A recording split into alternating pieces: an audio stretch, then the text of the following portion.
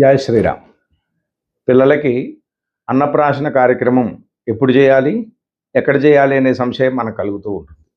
దానికి మనకు శాస్త్రం చెప్పింది ఏమిటంటే జన్మనోధి షష్ఠే మాసి, అంటే పుట్టిన తర్వాత 6వ నెలలో అన్నప్రాశన చేయమని. లోకంలో చాలామంది 6వ నెలలో 6వ రోజు చేయాలని, ఆ రోజు మంగళవారం వచ్చినా అమావాస్య వచ్చినా చూసుకోకుండా చేస్తూ ఉన్నారు. అది సరైనటువంటి విధానం కాదు. 6వ మాసంలో మంచి తిథివార నక్షత్రములు, తారాబలము, చంద్రబలము, ముహూర్తం చూసుకొని అన్నప్రాశన చేయవలను.